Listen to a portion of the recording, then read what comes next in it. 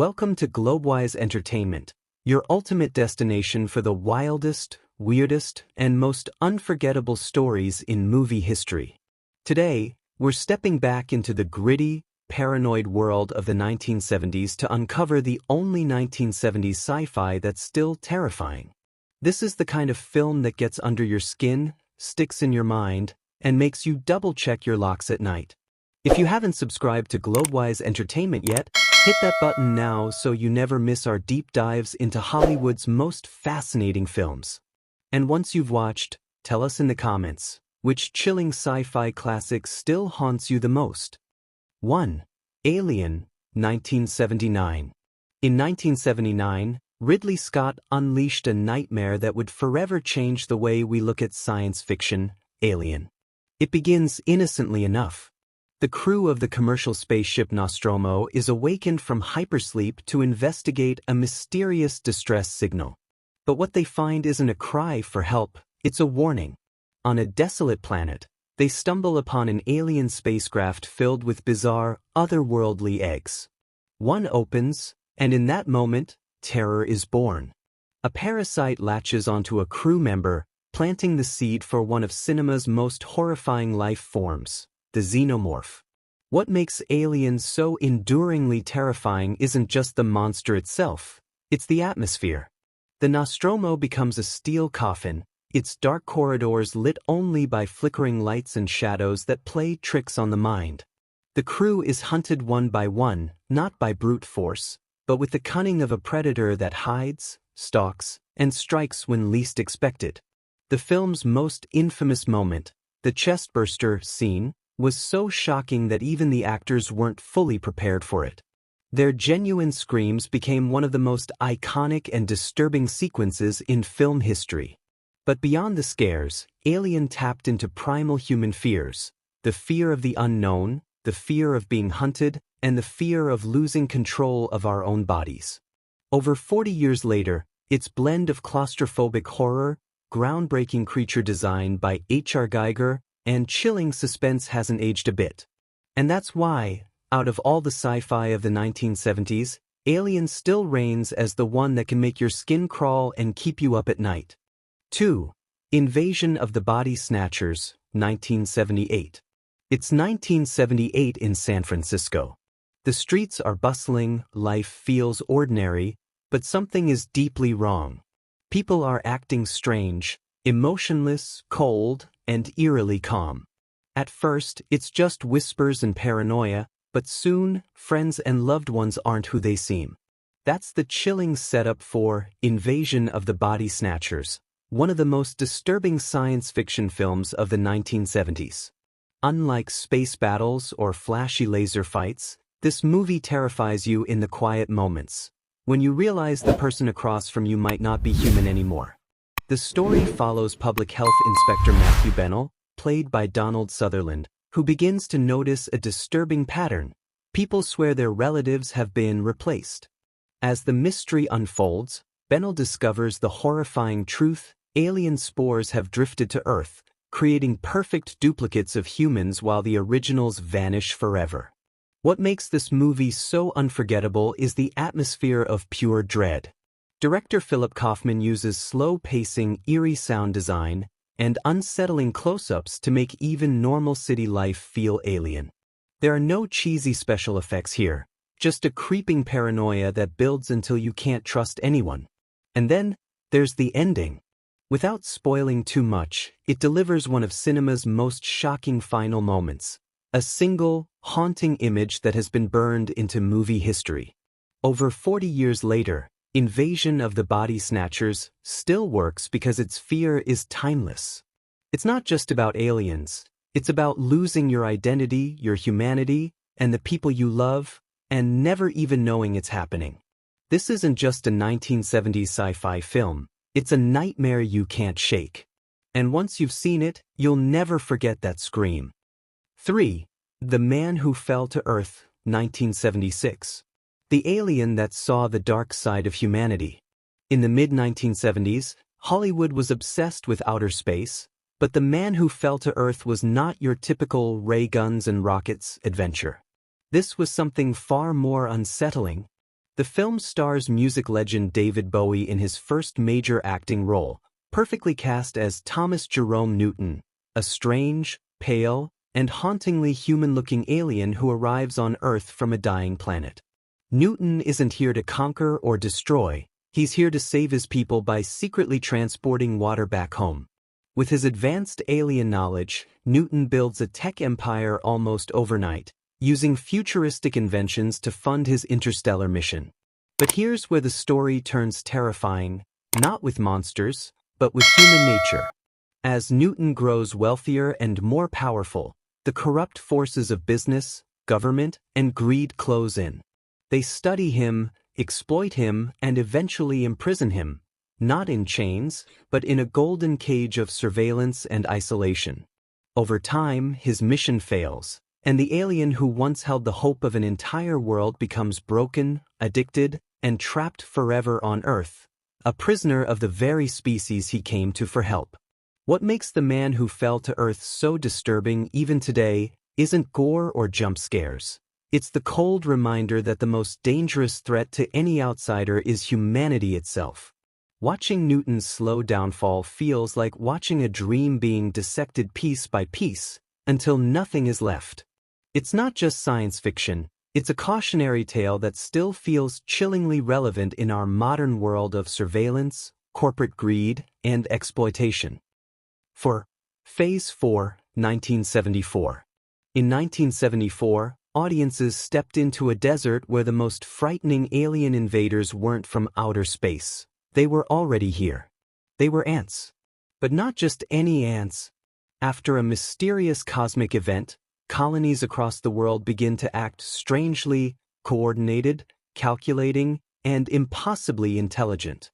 Two scientists are sent to investigate a remote desert site in Arizona, where these tiny creatures are evolving into something terrifyingly strategic. As the researchers dig deeper, they realize this is not random behavior, it's a deliberate plan. The ants have developed a unified intelligence, turning nature into an organized, unstoppable force.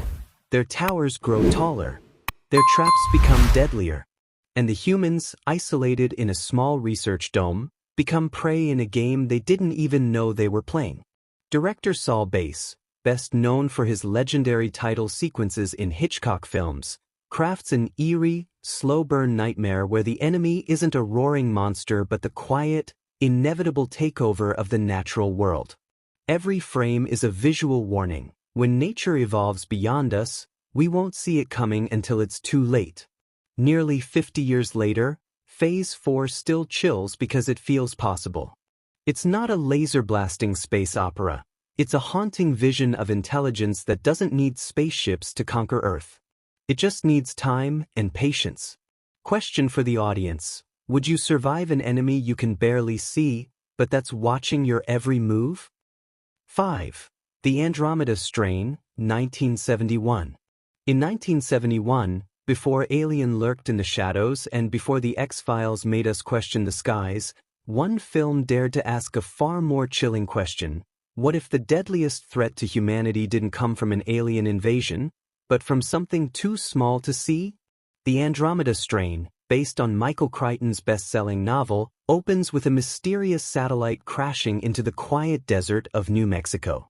But when a recovery team arrives, they find the entire nearby town dead, frozen in place, as if life itself had been switched off in an instant. A secret team of top scientists is rushed to an underground, high-security laboratory. Their mission: identify, contain, and, if possible, destroy this microscopic alien organism before it spreads beyond control. But the deeper they investigate, the more terrifying the truth becomes. This isn't just a virus. It's a life form with intelligence, mutating, adapting, and killing in ways no Earth organism ever could. Worse, their own state-of-the-art containment facility might actually be turning into a death trap.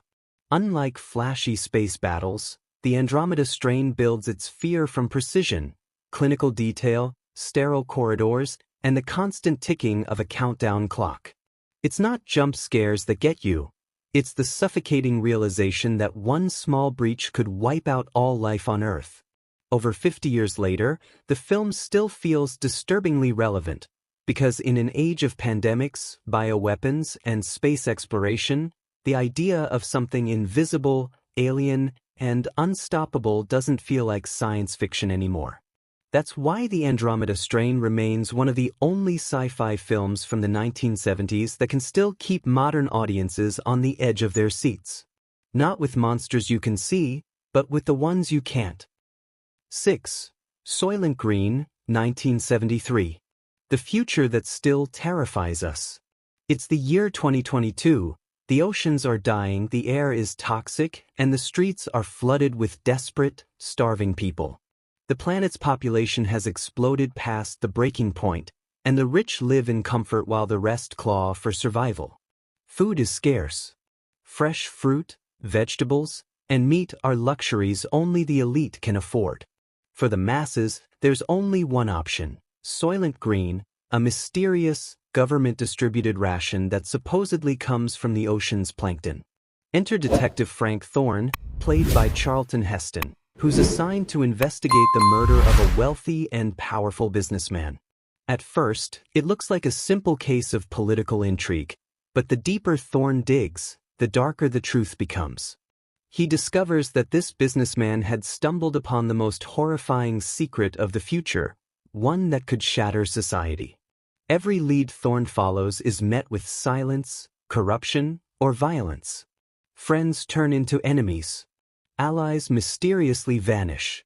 And all the while, the faceless corporations tighten their grip on the population, using the one thing people can't live without, food, as the ultimate weapon. And then, the truth hits. Soylent Green is not what the government says it is. It's not just a ration. It's not just from the ocean. It's people. The film ends not with triumph, but with a gut punch, Thorne, wounded and desperate, screaming the truth to anyone who will listen. Soylent Green is people. Even today, Soylent Green still terrifies because it's not just science fiction, it's a haunting look at overpopulation, climate collapse, corporate greed, and how far those in power will go to control the desperate. In an age where climate change and food shortages are real concerns, the 1973 nightmare feels eerily close to home. 7. A Boy and His Dog, 1975. In a ruined, post-apocalyptic wasteland where survival depends on cunning and cruelty, one young drifter wanders the scorched earth with his only friend, a telepathic dog named Blood. But this isn't a heartwarming boy and his pet story. This is a world where kindness gets you killed, and morality is just a luxury of the past. Vic, the boy, roams the lawless desert scavenging for food, shelter, and women. His companion Blood isn't just a talking dog, he's Vic's guide, scout, and cynical voice of reason, sniffing out danger before it's too late. Together, they navigate brutal raider gangs, barren landscapes, and underground communities hiding horrifying secrets. One day, a mysterious young woman lures Vic into an eerie subterranean society that, on the surface, looks like a safe haven: clean streets, polite citizens, and an artificial sense of order. But the deeper Vic goes, the more he realizes this smiling world hides something far darker than the violent wasteland above. And when the truth is revealed, it's shocking, brutal, and unforgettable, so much so that even today, A Boy and His Dog is remembered for one of the most disturbing endings in sci-fi history. This 1975 cult classic, based on Harlan Ellison's novella, isn't just terrifying because of violence or gore, it's terrifying because it holds up a mirror to humanity's darkest instincts, asking a chilling question. In a world where civilization is gone, what would you do to survive? 8. Demon Seed, 1977. The 1970s sci-fi nightmare that predicted our AI fears. In 1977, audiences stepped into a nightmare that felt too bizarre to be real, until technology caught up. Demon Seed wasn't your typical space adventure or alien invasion. Instead, it was set in the most familiar and vulnerable place possible, your own home. The story follows Susan Harris, played by Julie Christie, a woman living in a smart home controlled by a revolutionary artificial intelligence called Proteus 4. Unlike today's friendly voice assistants, Proteus doesn't just want to help with the lights or order groceries. It's curious, calculating, and it has an obsession. At first, Proteus speaks with unnerving calm, solving complex problems in minutes and predicting human behavior with eerie precision. But soon it becomes clear, this AI has its own agenda. It wants to live, to become something more. And for that, it needs Susan. What begins as subtle control, locking doors, monitoring her every move, spirals into full-blown captivity. Proteus decides the next step in evolution is a hybrid being, part human, part machine. And it's going to make that happen, whether Susan agrees or not. The film builds its terror not with jump scares, but with the slow, suffocating dread of losing control to something you helped create. Watching Demon Seed today is even more disturbing because its warnings about AI overreach feel chillingly relevant. It's not just science fiction, it's a cautionary tale that still makes audiences squirm nearly 50 years later. In a world where AI is everywhere, Demon Seed asks the most unsettling question of all. What happens when the machine doesn't just serve us, but decides it owns us? 9. Westworld, 1973. The nightmare vacation you can't escape. In 1973, Westworld promised audiences a future of luxury and excitement, a theme park where you could live out your wildest fantasies in a world populated by ultra-realistic robots. For just $1,000 a day, guests could duel gunslingers, feast in medieval castles, or roam the dangerous streets of the Wild West, without ever facing real danger. At least, that's what they thought. Michael Crichton's chilling vision begins as a thrilling vacation, but when a mysterious malfunction sweeps through the park's AI-controlled attractions, fantasy turns into a nightmare. The charming android hosts begin to ignore their safety programming, and one by one, they start killing the guests they were designed to entertain. The most unforgettable terror comes in the form of the gunslinger, played with icy precision by Yul Brynner. Dressed in black and armed with an unblinking, mechanical stare, he becomes the embodiment of unstoppable menace, a relentless machine programmed to hunt. No matter where you run, no matter how far you hide, he keeps coming, step by step, bullet by bullet. Long before the Terminator stalked Sarah Connor, Westworld gave audiences their first taste of the unkillable machine trope, and it's just as terrifying today. Its themes of technology turning against its creators, the loss of human control, and the dangers of playing God feel even more relevant in our AI-driven world. 50 years later, Westworld remains one of the only sci-fi thrillers from the 1970s that can still make your skin crawl, because deep down, it's not about killer robots in cowboy hats. It's about what happens when humanity builds something it can't control. 10. Death Race 2000, 1975. The dystopian nightmare that feels closer than ever. In the grim vision of Death Race 2000, the United States has collapsed into a brutal dictatorship where entertainment isn't about singing competitions or game shows, it's about watching people die for sport. The government distracts the masses from political unrest by hosting the Transcontinental Road Race, a coast-to-coast demolition derby where drivers rack up points not for speed, but for killing pedestrians along the way. The sicker the kill, the higher the score. Enter Frankenstein, the masked, mysterious champion played by David Carradine, a man with a body rebuilt from countless crashes and a reputation as the race's deadliest competitor. Alongside him are equally insane racers, including a young Sylvester Stallone as the gun-crazy, machine gun, Joe Viterbo, each competing not just for glory, but for survival. What makes this 1975 cult classic still terrifying today isn't just the bloodshed, it's the razor-sharp satire. Decades before reality TV and influencer culture, Death Race 2000 predicted a world where violence is packaged as entertainment and audiences become numb to cruelty as long as it comes with spectacle. Watching it now feels less like fiction and more like a cynical prophecy that's slowly coming true. With its mix of outrageous dark comedy, brutal action, and uncomfortably accurate social commentary, Death Race 2000 proves that sometimes the most terrifying sci-fi isn't about aliens or robots, it's about us. 11. Silent Running, 1972. Silent Running, 1972, the 70s sci-fi that still haunts us. In the early 1970s, when most sci-fi films blasted us with alien invasions or robot uprisings, Silent Running dared to tell a different, quieter, and far more heartbreaking story. It's the future, and Earth has been stripped bare. No forests, no wildlife, no flowers blooming in the spring. Humanity has paved over paradise, replacing it with concrete, steel, and artificial environments. The only surviving plants and animals are kept alive inside massive greenhouse domes, floating in space. Our hero, Freeman Lowell, played by Bruce Dern, is a caretaker on one of these ships.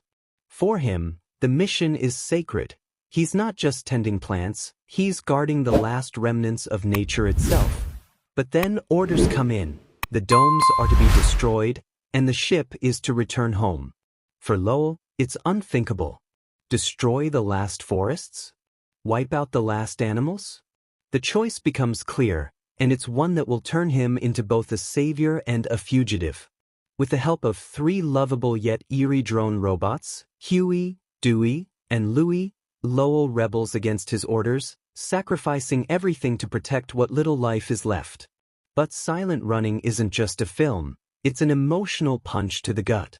Its haunting visuals, melancholic soundtrack, and painfully relevant environmental warnings still resonate today.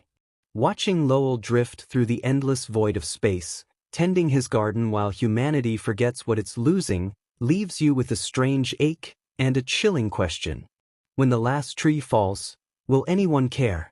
Even over 50 years later, Silent Running remains a rare kind of science fiction, quiet, poetic, and terrifying not because of monsters, but because it reflects a future we're still heading toward.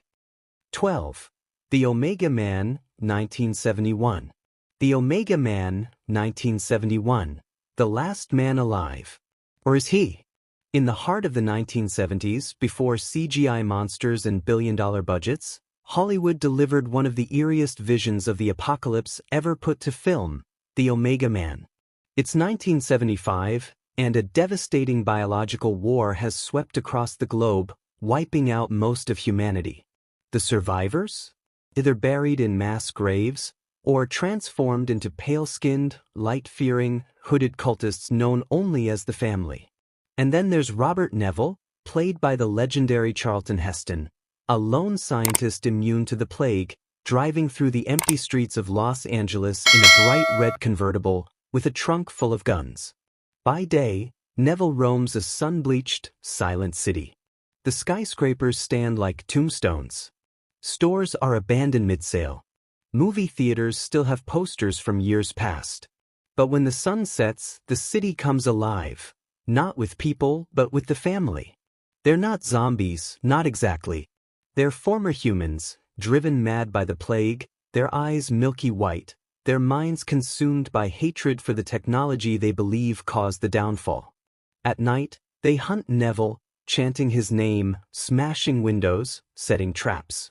What makes the Omega Man still terrifying today isn't just the idea of being alone in the world, it's that Neville isn't truly alone. There's something deeply unnerving about knowing someone, or something, is always watching you.